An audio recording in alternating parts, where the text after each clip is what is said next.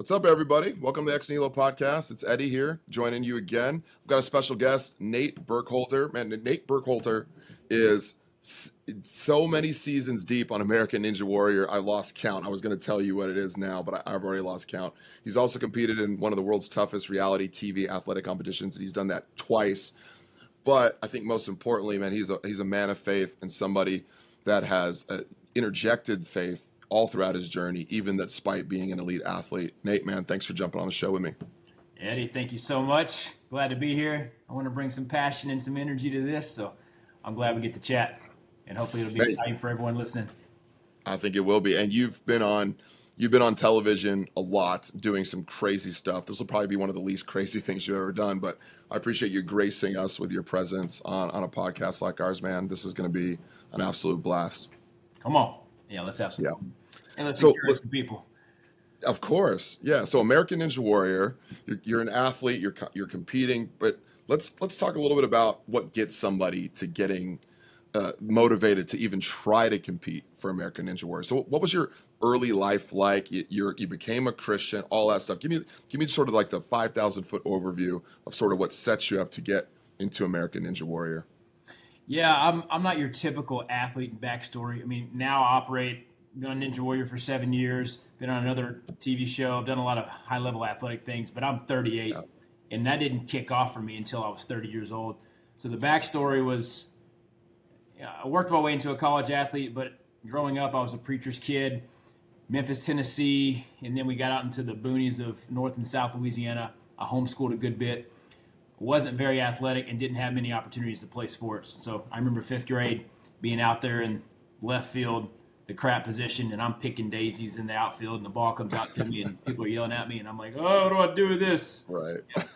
I wasn't the stud athlete when I was younger. Got into high school, ended up playing tennis for 3 years because it was the one I could do because I'd come out of homeschooling, jumped into tennis. I was 130 pounds when I graduated. So I was a smaller guy. I'm 6 foot now and 190. But I didn't have a lot of athletic potential, at least from my perspective. Tried to make the most of school. But what I did learn is a key element of my journey as an athlete, and that's that adversity is an activator. And so as I encountered adversity in different seasons of life, I realized that I can look back and say, man, I started stacking certain things that felt like resistance and opposition. And it was a key element of growing forward through what I felt like was resistance in my life or limitations. Now I go by like a mantra, there's no limit to what God can do through a life fully surrendered. And I learned that there's a lot of places I tried to control the outcome, and if I didn't think I could be successful in something, I wouldn't try it. So my passion was football. That'll relate to you because you're an ex-NFL athlete. So I have a high level of respect for what you did as a high school, collegiate, and then NFL player. Very few make it to that level, and I understand all the nuances of how some get their break and they get to move on and others don't. It's all about how you respond to that and what you do in those circumstances. So for me, wanted to play football in high school, but I was deemed way too small at 115 pounds. I didn't have a tenacious mindset, at least in that place. So I said, okay, this isn't going to happen, or I'd have to play JV, or I'd be on the 8th grade team, and that'd be embarrassing. I'm not going to do that because I didn't want to subject myself to having to go through the work and the humility of being on the lower level before you work your way up to even JV and then varsity and then even a chance to start or play. And I just decided, I'd rather not go through the embarrassment of that. I'd rather, if I can't start at a high level, I'm not going to try it. Because my identity was all around, will I be successful or will I fail? And if I'm successful, that's my identity. And if I fail, that defines me as well. Because while I was a believer, I didn't have a revelation of what a relationship with God was about and an identity of being a son. I just knew I was defined by my circumstance and my success or failure.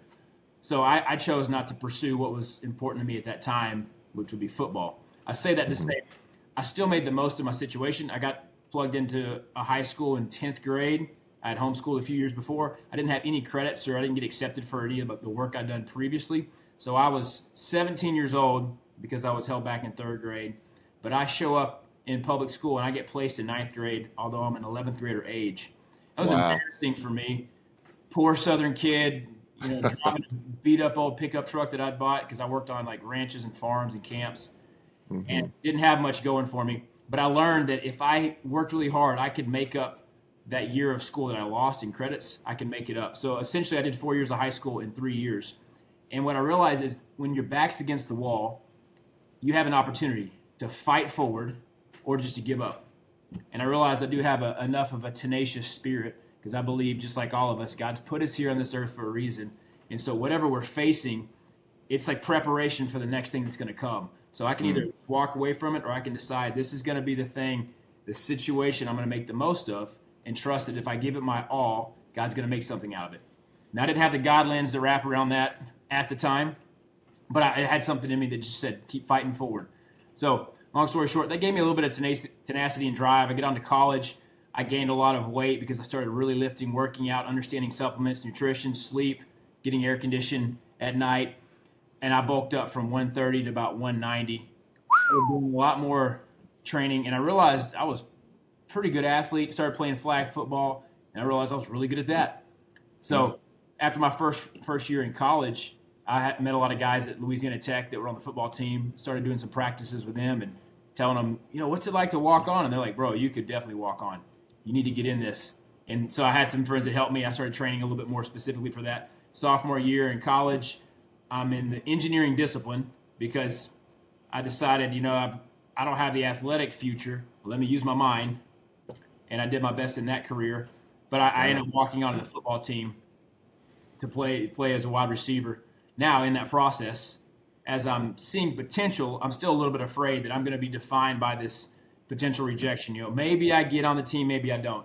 If I do get on the team, maybe I'm just on the practice squad for 3 more years. Or maybe I get a shot and I get to be on the field a couple of times. But what if I actually make it and break through and have some story where I get to play? And that was my hope and dream. But I was still reserved in how much effort I was giving. I was giving it like 85% effort. But I still felt like if this doesn't work out, I can say I didn't give it my full effort, so it didn't work out, and that doesn't define me.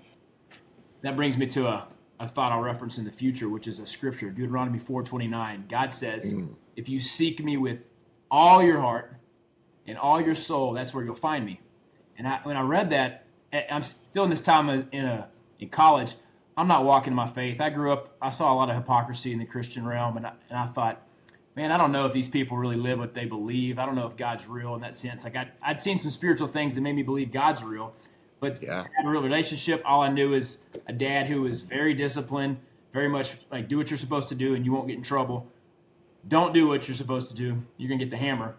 But I didn't know God's love, affirmation, encouragement. So I just saw God as kind of that hammer in the sky. You mess up and you're going to be in trouble. And that didn't allow me to operate in a place of vulnerability. And so one of the places I struggled with identity was also a battle with porn, where I had a lot of shame from watching things that I felt like weren't good for my soul or my spirit. But it was kind of a coping mechanism. If I got rejected by a girl that I was going after, or if I was just trying not to go hook up in the typical hookup culture you see in college, I'm like, oh, this is an easy default to dissipate some sexual energy. And at the same time, I knew I didn't feel good about what that was, but I had shame around it. So why couldn't I open up a little bit more with my friends about the shame that I had? Well, I think I had a false identity, and I cared too much about what people thought. So I'm juggling that thought of caring what others think through my pursuit of athletics. I'm like, I'm giving it most of my effort, but I'm not quite sure. And I'm also considering, how do I keep looking the part in the realms that I'm operating in a church? I'm trying to fit in. I'm trying to look the part. I'm not being fully real. But what I'm seeing God tell me is if you're all in a place, that's where he can use you. And that's what that scripture, be all in, was reminding me of. And so I think about our coaches. We've had plenty of coaches through the years, and these coaches always say, I want you to give me 100% effort. And they'll tell you 110 or 120% effort, because the kids these days, I was speaking to a group last night of about 150 high school students, Fellowship of Christian Athletes. Sure. Awesome. And I said, hey, coaches, what do you ask your students to do? And they said, give 110%. And I say, why don't you tell them to give 100%? And they said, well, when we do that, it doesn't compute, and they only give about 80% of their effort or their intensity. So if we say 120, we get them closer to giving all they've got. Love that. The principle, God's asking us to be all in, to give everything we've got, and he can use that. And I realized those seasons, I didn't give it everything. And in the football sense, I ended up having a crazy injury, second and third degree burns on all of my legs that put me in the ICU at Burn Center for about a month, and then I was in a wheelchair after that. Strange freak accident. Fell into a boiling pit of water, essentially, but I was walking across the ground, and the ground caved in, and below it was a ruptured steam pipe. And so thankfully I didn't fall in deeper. It just hit me kind of thigh level and below. If I'd slid in a little bit more, I might have baked the goods off and not had future marriage potential. Of course. Those are still in the cards. But it took me out in the athletic world. I lost 25, 30 pounds in the hospital. That ended athletics for me for a long time. I say that because, now I'm getting to walk in a pretty cool place of what I've done as an athlete. But at that time, it was all over for me. So I kind of doubled down, focused on school, graduated, got a good normal job, moved to Houston, Texas, and started working. And in that process, I was just doing the normal things I felt like I'm supposed to do as a dude. Like, all right, get a job, have some fun. God, I still believe in you. I'm trying to live a semi-moral life, but I have no real relationship. So I'm just doing my part, but I'm also struggling with what's the purpose I'm living for. And I look at the people that are in the company. I got a great job.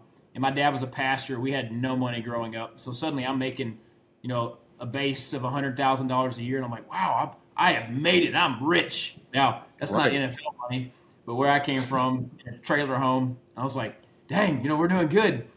Now, how do I enjoy life? I'm making smart decisions, but I'm starting to think towards the future. What is this life for? And right now it's about me. And yet I'm seeing people that are retiring 30 years ahead of me. They've got a lot of money in a successful company.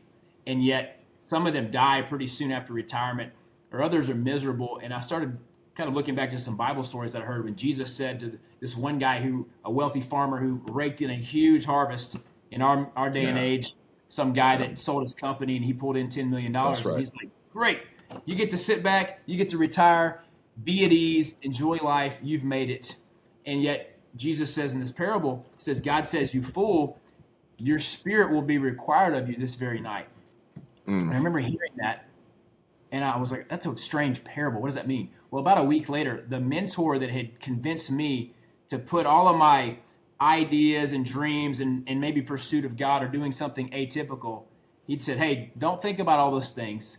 Think about making yourself successful in your career, doing your 30 years, punching the clock, and then you retire, then you go do all the fun things you want to do because you got money and you're set. And so I'd said, okay, that makes sense to me. I'm going to do that. Well, soon after I read this Bible verse, and I'm like, what in the world? This is an interesting parable. How do you compute that? And then this mentor of mine who had just retired passed away, and I got a news notification in our company email thread, and I find out this guy's gone, and it slapped me across the face pretty hard. Gave me a little bit of an early life crisis because what I realized is we are not promised tomorrow. And we have a reason that we're assigned here on earth, and it's not to retire. There's no retirement concept in the Bible or in the kingdom of God. And work is not a curse. So if we are blessed to be able to produce something, not for the defining moment of who we are, but a production out of, hey, because I'm a child of God, made in the image of God, and I'm placed here on this earth, which is our domain, I can produce and I can work, and that's a blessing to bring glory to God, to live a life of fulfillment, and to think about other people. What are some needs I can help outside of myself? So in that place, I realized, man, if I'm thinking about just securing my future retirement just so that I can live a life of ease, then I'm missing the point of why I've been placed here in this training ground. And you've been through plenty of training grounds in your sports background, and we know that all the training is to prepare us for the game day, for the moments, so that you're ready when those times happen and you got muscle memory. You know how to respond. You know how to read a play or call a play. Right. This life is the same way. God's placed us here in a training ground. And yet, 60, 80, 100 years could feel like a long time. It's a drop in the bucket of what eternity looks like, even though we don't have a strong concept of eternity. But I like to think of it in 1,000 years. Like, what would life look like if you were healthy, somewhat immortal, and you're going to live to be 1,000 years old? You would think differently on the ways that you took actions and choices now. So we have an opportunity on this earth to be preparing and using the hard situations, the adversity, to sharpen us, to strengthen us, so that refinement happens in our soul and our spirit in a way that when we move on to the next life, we're in a great place, because if you move outside of this life where we're bound by time and pain and certain restrictions, I think we here have a unique opportunity to be sharpened and grow. But outside of that, like think about angels born when they were created in a state of permanence. They didn't have a practice ground. And so the ones that made a crucial error in their thought of like, let's rebel and go start our own kingdom, that was a mistake that is unforgivable. Now we, as humans, we get to make some mistakes that are forgivable if you accept God's grace and start over.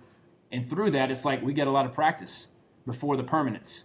So I'm like, I got to make the most of this practice session here on earth. And if I keep that perspective, I can keep failing forward. So I'm getting into this concept at 26 years old going, all right, life's got to be about something bigger. God, if you're real, I want less of me and more of you. Yep. How does that look? I'm an ambitious person. I want to succeed. I want to compete. I want to go for it. I was climbing the ranks in my corporation. But I just remember having a come to Jesus moment. Like, all right, God, whatever it looks like, I want my life to reflect you. And I want it to live for a bigger meaning. Because when I'm controlling things, so far I've been able to work out some good situations for myself. But that's not guaranteed. And I'm also miserable. How about I trust the one that created me to guide me to something that's going to be bigger and more fulfilling? Even if it's not worldly successful, I trust that it will be godly significant. So at 26, I had that conversation with God. Not sure if he's listening, but I'm saying it. And in that season, man, I had some really cool encounters with God that I'd never experienced before. Really felt his love and affirmation as a father. Broke off a lot of father wounds, a lot of limitations. I saw some crazy spiritual things that I'd heard about growing up. I got free from porn and lust. There were some practical steps in that, but also some me sharing, hey, this is what I'm struggling with some guys I trusted, them praying for me. That's awesome. Me getting real and getting open instead of trying to project like, hey, I got it all together and I'm good. I don't need any help or insight. And I know that would resonate with men, but also, most men are like, I'm good. Don't ask me hard questions or real talk. I thrive off that stuff now. I used to be straight laced. I'm not telling you anything that's going on in my life. I'm hard. Love that. Now I'm open. I'll shed some tears.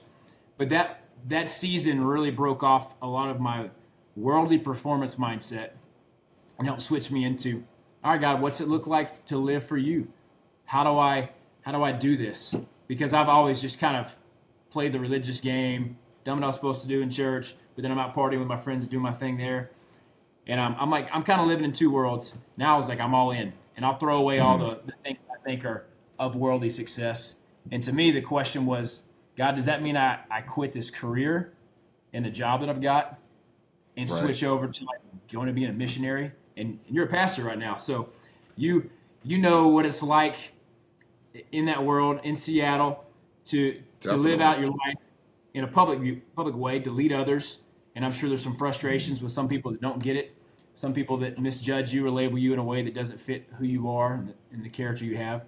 But I thought to be a full Christian, I got to quit my job and go be a missionary overseas. And so what's the worst place I can think about? Like, all right, I got to go to the Middle East. I got to go to Africa. Got to go somewhere like a bad part of Latin America. I got to go live in the money. And that's what you do if you're a believer of God. You get poor and you go off to a bad place.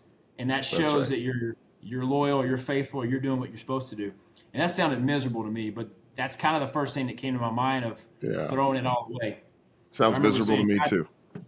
I don't know if you grew up here in the South where I grew up. That was kind of the go-to, like, hey, that person really believes in God and they're serving him, and they head off and go do that.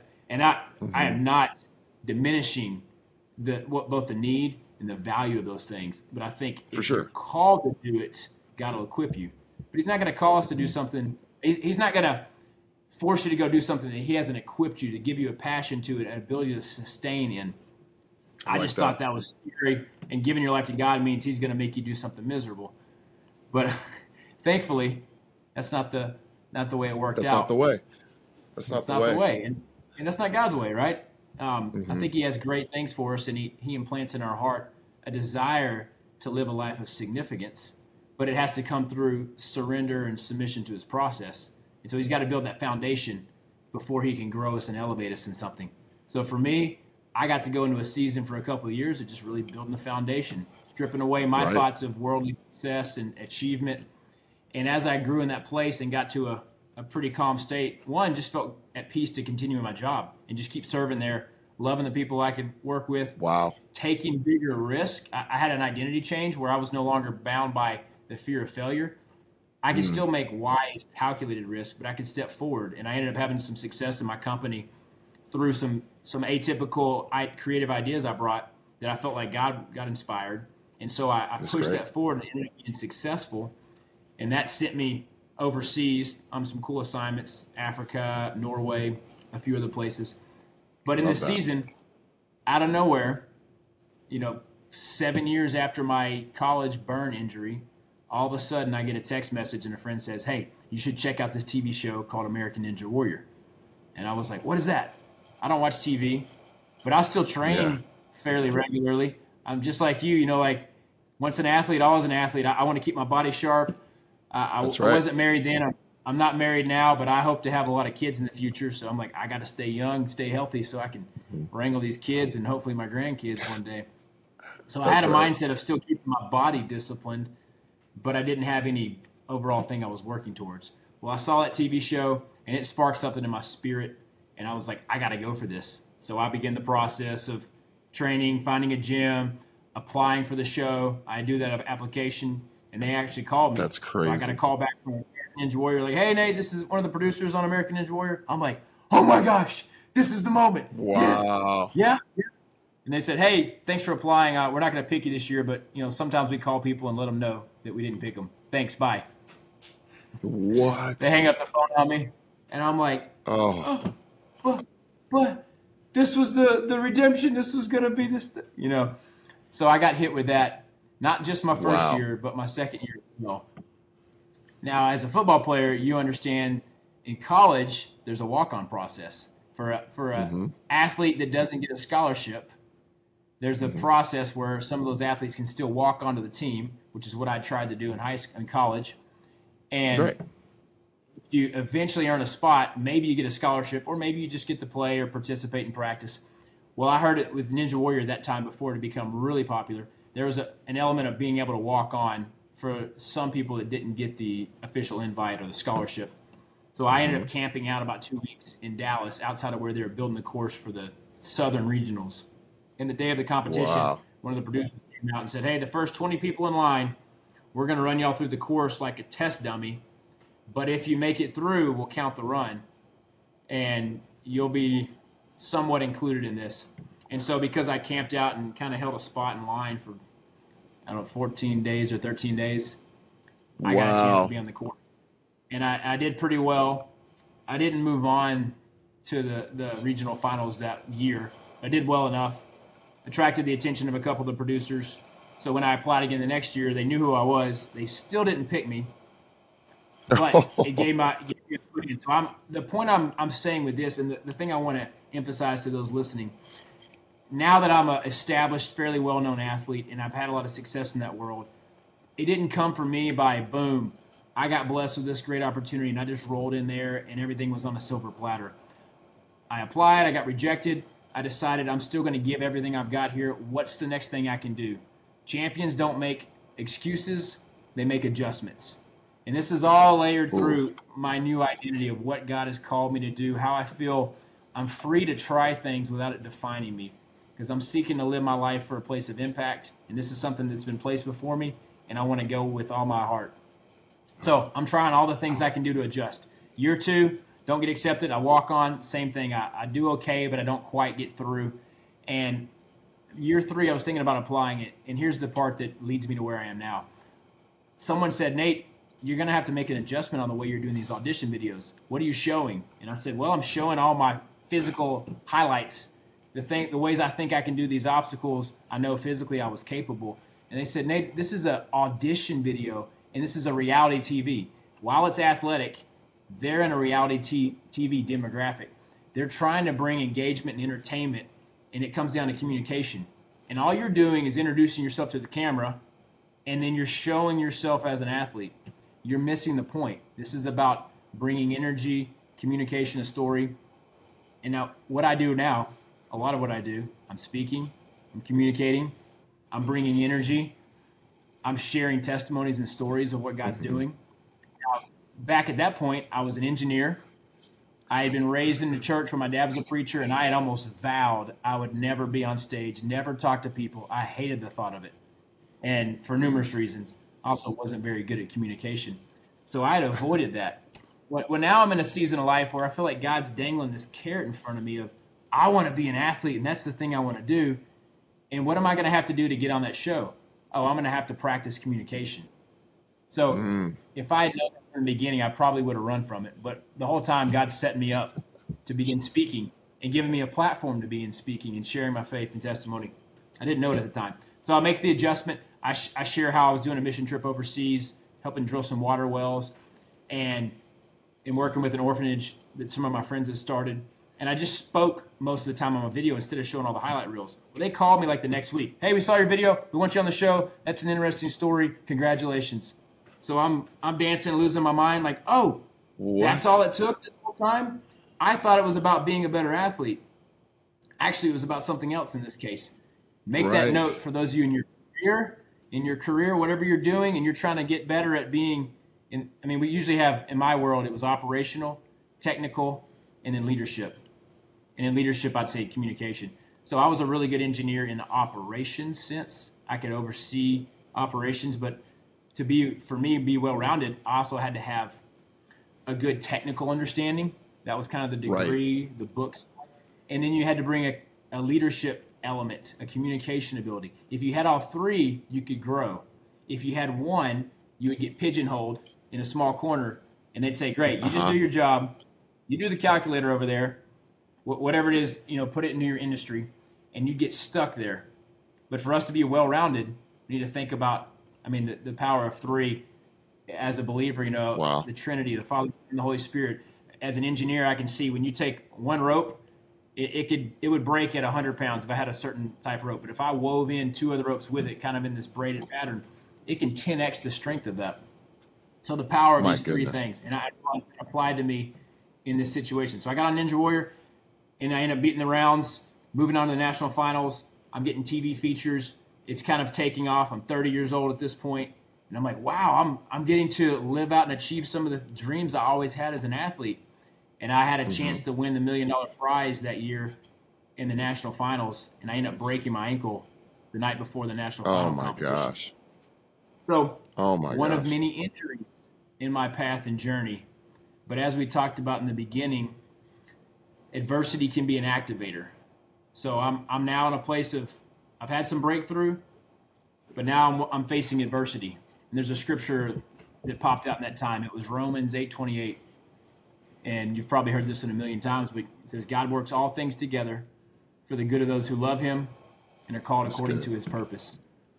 So dude, I got to pop in here because like this story, I'm riveted here. This is fantastic story. And you're at this moment now, all of a sudden you break your ankle, you finally achieve it. But I got to go back to the phrase, the motto you live by. There's no limit to what God can do through a life fully submitted to God. And I guess my question on that is, with all the adversity you've hit, how do you continue to believe that to be true when you've seen so many times your path get hindered by something out of your control? Like, how do you keep believing that phrase over and over again?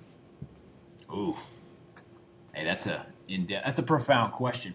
Well, I'd say I only believe it now because I saw it become true in my life season after season. So what I just shared, I break my ankle in the national finals. I'm 30 years old. Well, I've had that situation. I saw God redeem it. Not right then, but I saw him redeem it. And years before, as a 21-year-old, when I had that burn injury, I saw God redeem that situation. A few other failures and pain points in my life, I saw God redeem it and work it out for my good and his glory. And I saw my life had a pattern of breaking limitations. And so it wasn't until really I latched onto that phrase. American Ninja Warrior, one of the hosts, Akbar, he gave me a No Limits Nate tagline because he's like, man, this guy's breaking limits. Because I'd had some setbacks to get on that show. And as I finally got on, he's like, this guy's breaking limits. It's no limits, Nate. And I was like, you know what? I like that phrase. I do believe we can break limitations. So I started thinking about it. I'm like, well, I want to reinforce boundaries that are good, that are healthy, but I want to break limitations, false mindsets, things that are placed on me that are not of God, that aren't healthy. Maybe it's society, maybe it's my body. So I wanted to live from that place. Well, through this injury, and then fast forward years later to this other reality TV show that I do, that, maybe we dabble in some of those stories. But I saw this promise of, man, there's no limit to what God can do if we learn to surrender our life to Him and then detach ourselves from the result. So I'm back to the 25-year-old me going, God, I give you my life. I don't know what you're going to do with it, but I'm not going to cling or grab hold of what I expect it to look like or my ideal outcome. Because when I control that, I'm not going to walk in faith, and I'm going to have all kinds of anxiety when I don't think it's going the way it's supposed to go. And so when I detach myself from the result, when we detach ourselves from the expected result, that doesn't mean we don't have a goal that we're working towards. But we just say, you know what? You as an athlete, right? Your ideal is to make it to the Super Bowl and play in the Super Bowl, be a Pro Bowler, have a long career there, and yet that didn't work out for you. Now, if your entire belief in God was wrapped around achieving those results, you feel like you're a failure and God's not real. And yet you know that that's not your identity. But you gave it your best shot, and I don't know all your story, Eddie, but I know that to get to the level you got, you were working hard, and then things didn't work out the way you expected. So God redirects, and you learn, all right, there's something I can learn from this process. And what I learned through these processes, these failures, these defining moments is, you know what? I've seen God break these limitations. And so I declare it over myself when I'm stepping into something new. Because now I'm fading out of the athlete world. Like I can't do much more. I'm approaching 40, and I'll never stop training. But, what I can do in the aggressive sense is fading out. So I've stepped into other realms. I'm being a speaker now. I'm out doing some mission trip stuff. I'm doing some real estate deals. Love but that. The new pieces, they terrify me. I don't have the experience. I don't have the background. I'm overwhelmed. And I'm like, God, I didn't grow up in this. I see people that are doing things because they learned it from their parents or they learned it from their peers, and this is new to me, and I'm overwhelmed. I got fear popping up. And I'm like, okay, my command from God is to be strong and courageous. Courage means choosing to take action even when I feel the fear. So when we feel fear, it's normal. Taking courage means you're still just choosing to step forward and have the action. That's good. So I'm having to trust that God's He's brought me through other seasons, other things that were hard. Maybe it was an injury. Maybe it was a relational breakup. Maybe it was a feeling like I failed in some business sense, and say that's not my definition, or that's not my identity, and I can continue to grow forward. And whatever that limiting belief is, I believe God can break it. And so I declare that as a banner over my life, that God's going to break situations. And if He's got it for me, my part is to show up and be faithful. So I started living that out after experiencing and seeing it happen time and time again. So now it's a part of my belief system because I've seen God show up in it. And I encourage other people to take that on and know that we'll get tested in it, just like in our faith. Like, it's not an easy journey. No, definitely not. And you know that as a pastor, of course, for different realms and years. Right. And I think it's cool how, I asked you this question, right? Like, there's no limit to what God can do through a life fully submitted.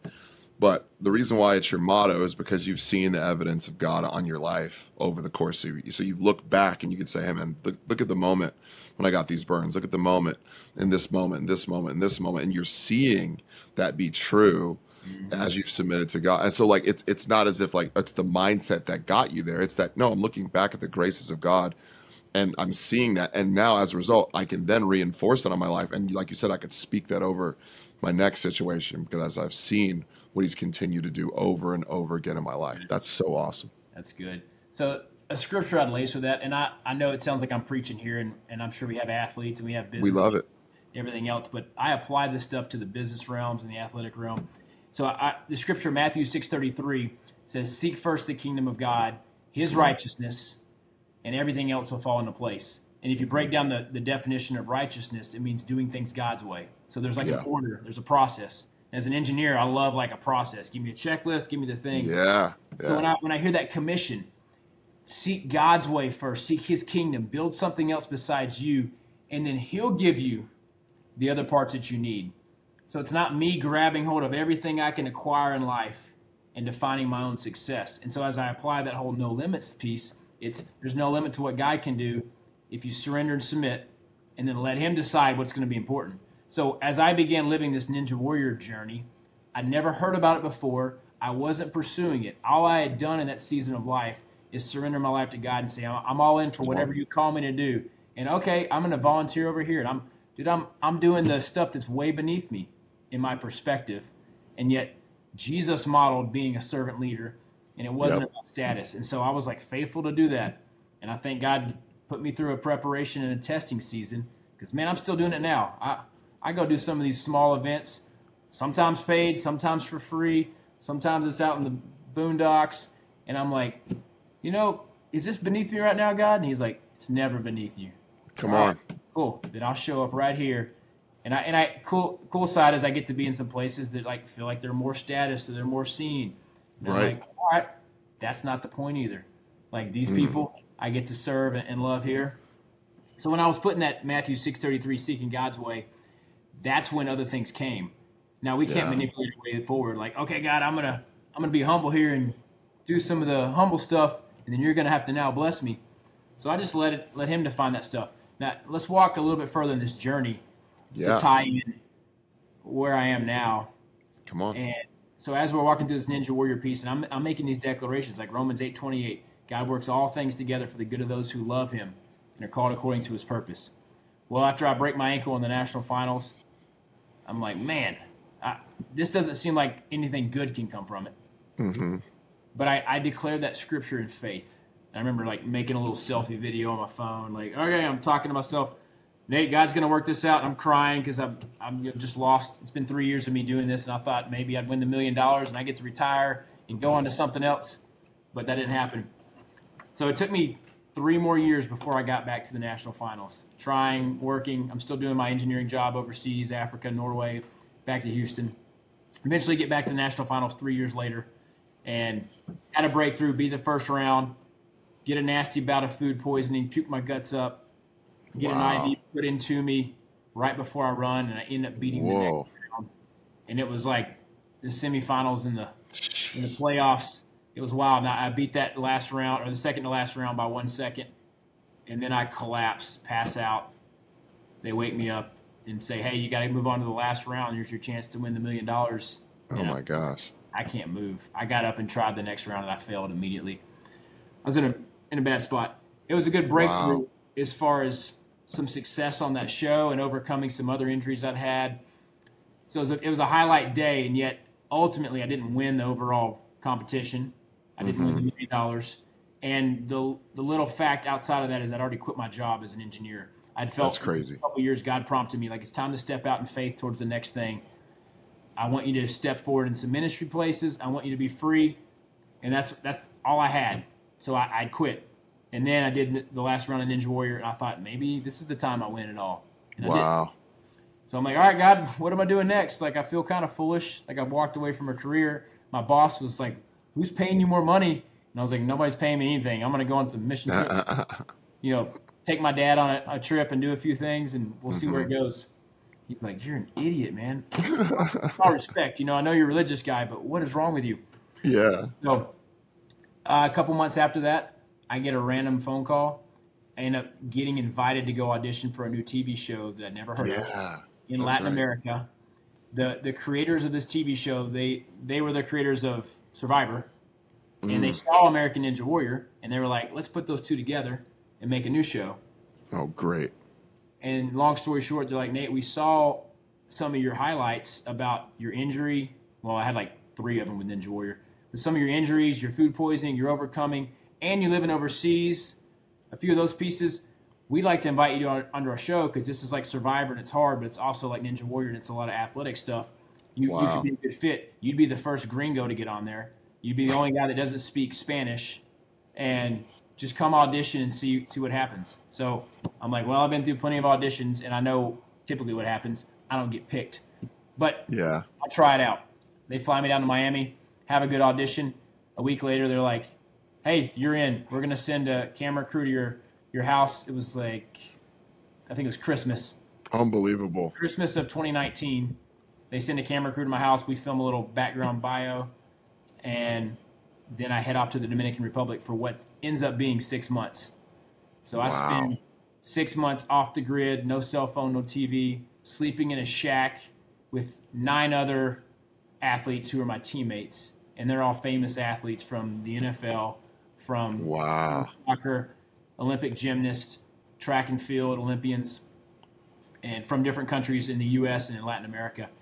And I'm like, dang, how did I get on this team with all these super famous athletes? Yeah. And we're competing every day, and someone's getting eliminated every week. And long story short, in that process, this thing came out of nowhere.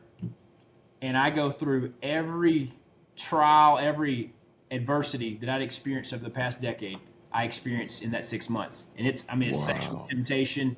It's the desire to try to cheat your way forward, because there's little ways behind the scenes you can try to cheat and manipulate things. There's a lot of physical struggle. I broke my ankle on that show. I almost broke my neck. I ended up having 2 blown discs. I thought I was paralyzed.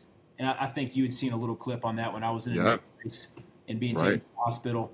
And so I'm having a lot of adversity on this thing, and yet I'm also one of the top competitors, and I'm winning a lot, and I'm projected to make it to the finals.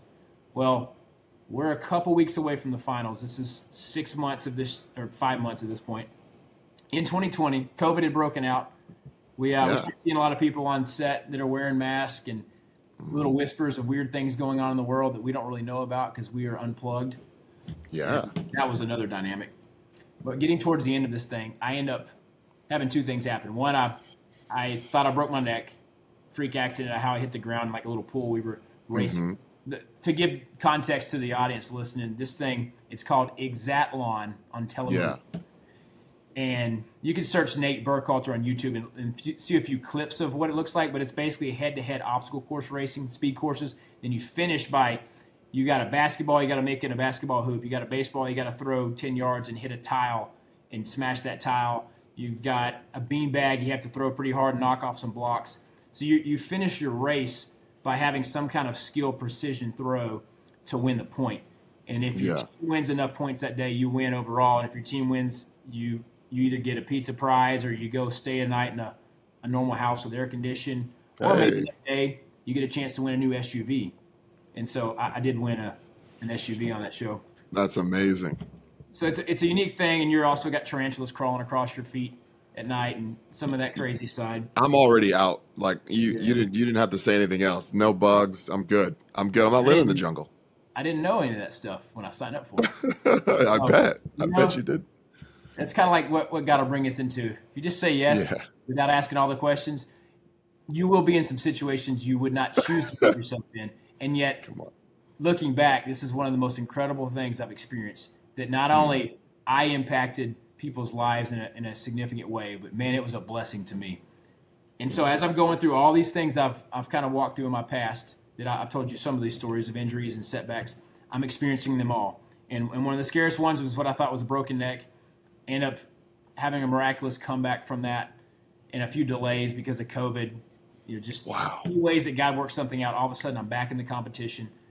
And then we're moving our way towards the finals week. I break my ankle. And they also say, looks like you're out, man. Sorry. And I prayed about it. I didn't feel peace to just say, okay, I'm out of here, pack it up and go home. I was like, man, it's not over for me yet. I've learned to, overcome some of this adversity. I've learned to not quit. And so if I feel a little bit in my spirit from God, it's not time to quit, I'm going to do whatever it takes to keep fighting forward. And that applies for anyone, whatever situation you're in. Galatians 6:9 says, don't grow weary in doing good, for in due season you will reap a harvest if you don't quit. So I say never give up. And I've lived that enough to see that the harvest season in our lives are the hardest seasons. It is hard work. I worked on a farm growing up. Man, it is hard work when it's harvest season. And yet that's your time to reap all the hard work you put in before then. But if you quit, you lose it all. So I fight. 10 days later, 10 days go by, another miracle story I can't go into yet. I end up getting back in the competition where they're about to eliminate me in a ceremony and say, hey, Nate, goodbye, wave goodbye to the audience. You're out because your broken ankle. You got your your walking boot on. I take the boot off, drop it on the ground, throw my crutches away, and I say, I'm competing today. It was the last day of the regular season before we started the finals week. And the producers are losing their mind and yelling at me and cussing at me like, no, you can't do that. And I was like, and I'm on TV. And so now there'll be a controversy if they won't let me compete because the audience will say, oh, it's a conspiracy. You took the gringo out. You didn't want him to compete. Yeah. And I'd shared my faith in this whole journey. And so I had a lot of people, I didn't know it, but I had a lot of people watching on TV that were now like, they were like on the journey with me. They're going to fight for me. Yeah. The comments and on TV. So I had a lot of people supporting me. So I got to compete that day, and I ended up winning a new SUV as the last day of the regular season. Yeah. Ankle that's now good, even though I had a fracture on an X-ray. Unbelievable. Come back in, and I beat every other competitor in the finals week, and I ended up walking away with the trophy and the grand prize. Dude. And that was at 34 years old. So you think about most athletes, you know, they're all the way through their teens, they're prepping, and then they hit their stride and their peak in their early to mid-20s and over by your late 20s if you get that far.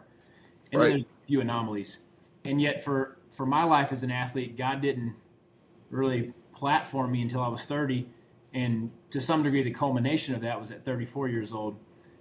Because I had said, God, I say because in the sense, for my story, for God to use it, he had to get me to a place where I was willing to say, it's all in your hands. Like, whatever you do with my life. And I had no expectation of that. And so the thing that he placed before me, I'd say yes, and I'd go all in. And the next thing, I'd say yes, and I'd go all in. And then when the adversity came, when the failure came, I'd say, all right, God, what do I do here? Do I keep pressing forward or do I adjust? And that's so good. In most places, I kept saying yes. So I walk away with a victory. A lot of my competitors, one guy who's a very famous athlete, he said, man, Nate, you aren't the best athlete here, but you were definitely the one that was surrendered to God, and he honored you and he blessed you with it. And these people weren't believers, but they'd seen enough of how I was living. They'd made fun of me for a while, and then they respected me. And now they're just like, man, God worked here. That's so crazy. Everything you were saying is true. But before, we kind of rolled our eyes at you. But now we've seen God honor those things. Okay, I'm taking notes. And so I remember this guy, Fernando, saying that. And I'm like, wow, praise God. Like, he used it. So I leave, fly back to the U.S. I got this cool trophy I'm walking through the airport with, and all these people are coming up to me. Oh, I want a photograph of you. Like, El gringo, mi favorito. You know, they're talking. Ahora, yo hablo español también. So I can speak the language now. That's so great, home, man. And I think the closing story of this, I call my manager of ExxonMobil, where I worked for 10 years. And he was the guy that told me I was crazy and an idiot for quitting. And I agreed with him. But I was like, man, I can't deny that I have to take this step of faith. So I call him. He gets on the phone. He's like, Nate, what's up, man? You know, it's a crazy world out there. COVID, blah, blah, blah. What have you been doing? And I share. You won't believe it, but I got on this TV show. Long story short, I ended up winning. And I was like, I made more money with this show, with the earnings and what I got paid. I doubled what I make with you and the company, and in half that time. And he's like, what? How? So his mind was blown. He goes, well, I got something to tell you. If you had stayed in this job, COVID hit, and I had to lay off 3/4 of my staff. And because you were sick, I would have chosen to lay you off instead of lay off the guy who had a wife and kids with dependents. And you would have agreed with me. I was like, yeah, I would have agreed with that. He said, so if you'd stayed here, you would have lost your job. But you had some strange premonition to go leave, and now you've been blessed with what you're doing. He's like, maybe you were hearing from God all along. Maybe there's something to that. And I was like, there's definitely something to it. But it blew my mind when I remember hanging up the phone. And from that, I thought, you know, the riskiest thing we can do in life is to play it safe. Come on. If I had grabbed hold of that security I had at that time in that job, I would have lost it. But I essentially threw it away, and God brought about something else. Now, does that sound like a scripture, Pastor? Dude, of course it does. They're all scriptures, man. You're speaking. You're preaching. What does Jesus say? Come on, If you try to cling to your life, hold it, have it look exactly like you want it to, you'll lose it. But if you're willing to release it and let it go for my sake, you'll eventually find it. Nate, man, I didn't even need to ask you any questions. You came with it. Every question I was going to have for you, you responded with your story. And like the thing I took away with most was at the very beginning, you say there's no limit to what God can do through a life fully submitted to God. Sometimes people, they come up with these like phrases and it's like, oh, that's cool. But like your life is a legitimate testimony to that exact phrase. And I'm praying for you, man, that it continues to be that, because it's so evident, obvious that God has used you as like a living embodiment through something like competition and reality TV to show that he is faithful to even those in the ordinary, in the everyday, man. And I just want to commend you for that, man. That was awesome. Yeah. Thank you, Eddie. I know it's me talking a lot on this story, and I hope one that's encouraging, but also I appreciate you giving me the opportunity to share here. And I know you're a thought leader. You're a great leader as an athlete and a pastor and many of the other realms that you operate, and you have wisdom to share. Thank you for letting me talk a whole lot on this. Of course. Dude, There's some encouraging pieces in there for those of you that are listening that know you, Eddie, and trust who you bring on. So I'm grateful for that chance to share what God's done. And man, I'll just say there's some cool, flashy parts about my life, but I also, as I walked away from that season, now I had a nice little runway where I could try some ministry stuff because of what I'd made, and I got into some other business realms.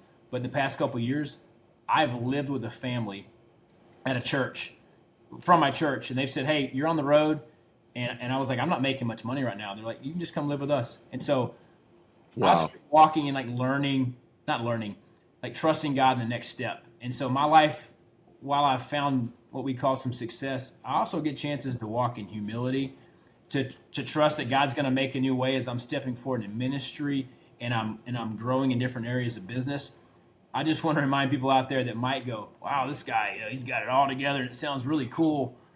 Like, I'm not saying my life is a mess, but I also don't have everything together and it's not perfect. I'm still walking in faith. I'm trusting God. I'm about to propose and elope to my girlfriend. Let's go. Incredible woman of God, but like I'm still walking in faith. I'm applying these things I'm talking about right now because I still have to have courage in the things I'm doing. So I just want to remind people, I'm not speaking from a place of, oh, I got it all figured out. But I do share that testimony to continue to build your faith, their faith, and remind me of what God's done. Because if he's the same yesterday, today, in the future, then I can look back on those monuments and say, all right, that's the same God that we live for, that we serve, that has promises for us. And if you're not a believer in the same way that we're talking, man, let these things be some thought-provoking seeds and go, I know those Christian people, they're crazy. Some of them are hypocrites, which is true. Some of them are hypocrites. Of course. But maybe there's something to that. And I say, I know there's something to it. So just keep seeking truth and asking questions. That's right. Nate, man, thanks so much for being on. Where can people, if they're interested in your story, man, is there anywhere online they can find you? And I'll put the links in the show notes. Yeah, I'm active on Instagram. No limits Nate with the _ or Nate Burkhalter. Awesome. You can find me there. I got a book coming out soon. That's some of my life story among a few other things. So I'll be working on that. But yeah, if you hit me up on Instagram or Facebook, I'd love to connect. But Eddie, thank you for letting me be a part of this, and God bless you. I'll be praying for you. Looking forward to meeting you in person one day. You got it, Nate. I appreciate you being on, brother.